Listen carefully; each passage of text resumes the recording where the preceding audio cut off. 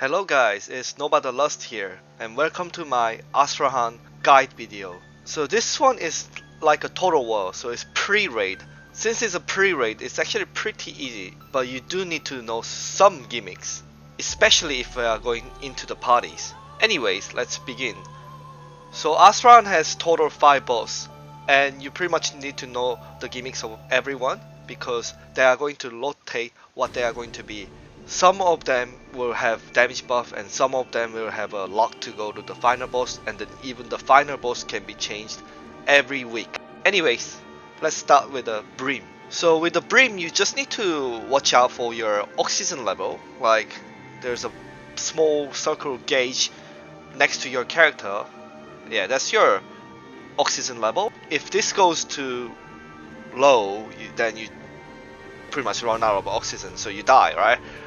So to avoid that, you just need to go around the map, and if you see this like a smoke puddle, stay on that, and then eventually it will spit out more circle things. Achieve that to increase your oxygen level.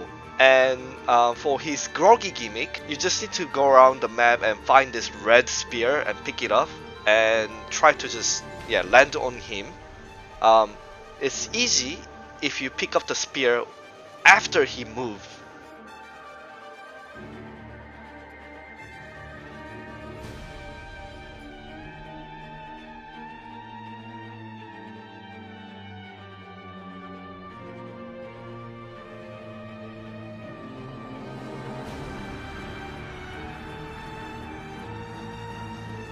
Then that's it for Brim pretty much. He's just going to repeat all these things in the video.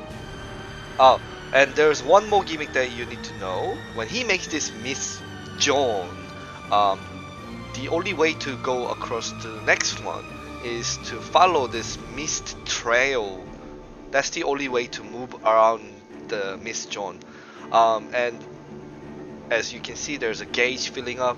Yeah, at the last moment, you actually need to go to the place where he's staying. That's the safe spot. Yeah, other place going to explore like that. So yeah, just move around, follow the mist trails. Now we are moving on to second boss, Cladis. This one's really easy. You just need to stay away from like dark spot, should I say? Yeah. Let's just say shadow spot. Yeah. So when when you see like some life spawn or whatever he says, yeah, when that thing's almost full, if you stay in the dark shadow zone, then you lose this life point around you. So when this thing goes to 0, no matter what HP you are on, you just die anyway, so you need to control the life level, should I say. If you stay out from the shadow zone while that happens, you gain the life point. Just go in and out, and stay away from his shadow zone as much as possible. If you don't, like, you can actually walk on it, it won't kill you immediately, like, cause you know there's a gauge that's slowly eating up as well. And when he does his groggy gimmick, as you can see, the whole map is like filled with a shadow, and there's some small spot that you can stay. But if you stay in there, there's a small bubble thing with a shadow gauge in it. Then you can see your life slowly eating up as well. Eventually you need to collect all that like balls 5 times to go into groggy, but if you just stay in there, you'll just probably end up dying, because you know it slowly eating up your life gauge thing. So yeah, you just need to control.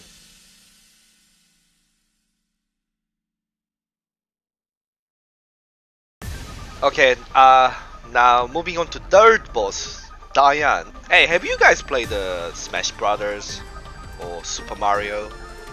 Yeah, you play a Super Mario. So with the Diane, you just need to remember one thing actually. Wait for is groggy in a way. And when the groggy happens, you immediately jump to do the gimmick.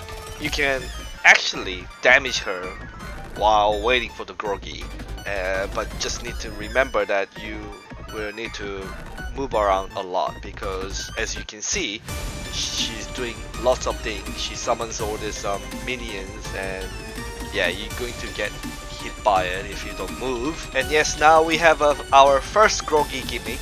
You just need to go to like a corner and stay near the corner, and eventually these little bouncy balls will surround you. You will need to run to the middle and yeah, just bump into this large ball thingy in the middle. You do that 6 times and yeah, grog is done. Well, if you fail, you pretty much die, so make sure to do this gimmick. Just run around to the corner and eventually you will be able to pick up these little balls.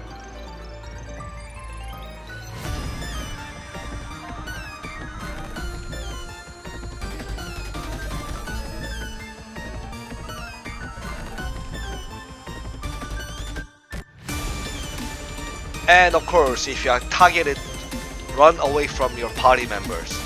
I mean, in this video I'm doing solo, so it doesn't matter where I run to, but yeah, if you run into your teammate and yeah, you're trolling, mate. if you if you do that, yeah.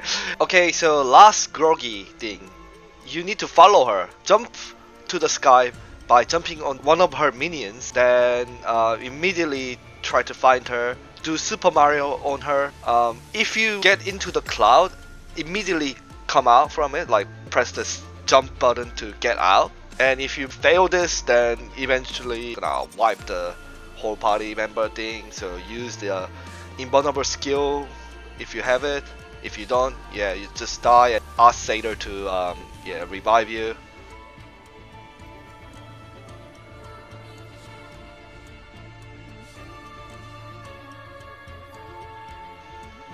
And lastly, when this happens, you just need to multi-hit her, but I didn't have any spell to do so. Again, if you have an invulnerable skill, use invulnerable skill. And yeah, let's move on to the other boss, the Fire Kitty. Or is that a dog? I don't know. Okay, he's very gentle. Like, he's going to tell you what he's going to do, and summons all this pillar thingy. So yeah, if you see him speak, just go behind the pillar. As you can see, he's doing this flamethrower, but the pillar is going to block it. But eventually the pillar will explode, so move away from the pillar.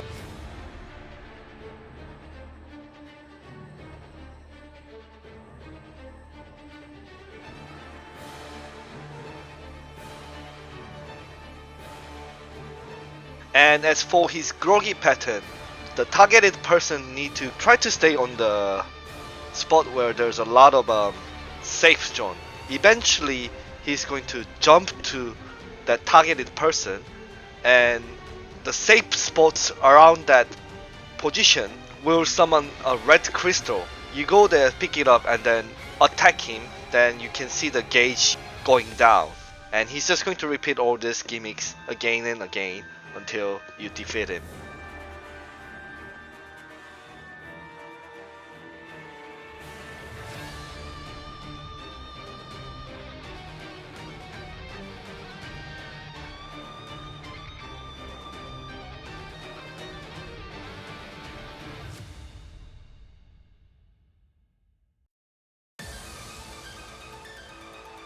Final boss, Poros, he's going to repeat exact same pattern before the gimmicks. So you just need to avoid all these attacks. And as you can see, if you're targeted, you gotta go to the corners so your party members don't get hit by these attacks, and also yourself as well. And basically what happens is, yeah, he's either going to land on you, or he's going to summon all these ice crystals, or he's going to summon all these black fat lines around the map, and if you touch it, basically you die if you touch it. Stay away from those black lines when it gets summoned. Then he has this Gorgy pattern again. It has two patterns. To identify where you go, you can actually look at the top of the gauge. If it says 3, you go left. If it's 5, you go right. So in this case, we go left and stay near the door, then the game begins. So this one, you need to go around the map, find an eye, stay on there, and as you can see, there's one spot. You either need to go in there or go out. If it says 1, in this case, I'm alone, so I have to go in there.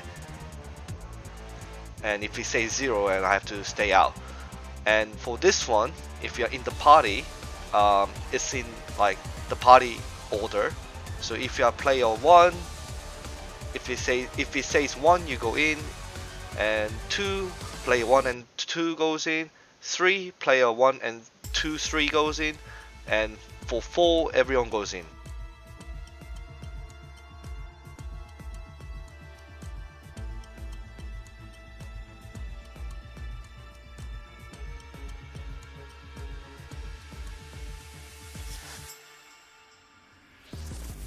Okay, and when the second game happens, this time the right side, so one person will be targeted, and that targeted person needs to go to the corner, and basically is going to drop something. If that thing drops in the middle, it's going to cover the map, so you can't see what's gonna happen on the floor. So it's important to make that one drop in the corner. You gotta go into the dice that he summoned. It's going to make the safe spot. Do that 3 times, then the real game begins. So as you can see on the floor, there's a lots of number. Yeah, you just gotta activate that in the order. That's why it's important to make those blind spot in the corner, so you can see these numbers clearly. And that's pretty much it. He's going to repeat all this pattern over and over again. Oh, and one more thing. When he does that illusionary boundary or thingy, yeah, if you look at him, you're gonna get into hallucination. So don't look at him directly when this happens, just look the other way. And even if you don't, like, let's say you didn't look at him, but if you touched the some of the hallucination that he summoned, then you are gonna get into the hallucination. So don't touch what he summons.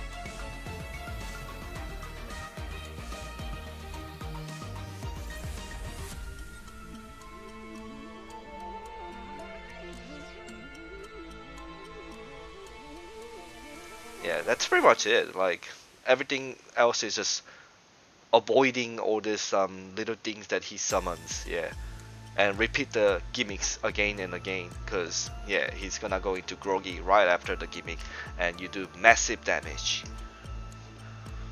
So that's pretty much it for my guide, really. I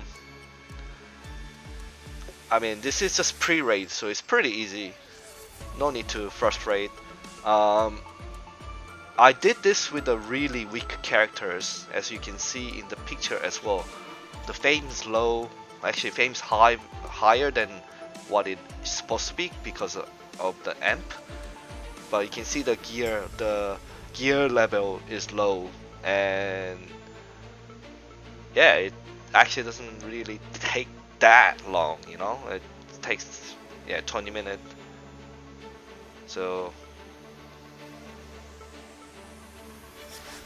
Yeah, so don't be afraid. Try this out and just get ready for the actual raid, I guess. But yeah, thank you guys for watching and good luck with the DF4 live, I guess. There's a lots of good events going on. So have fun, guys.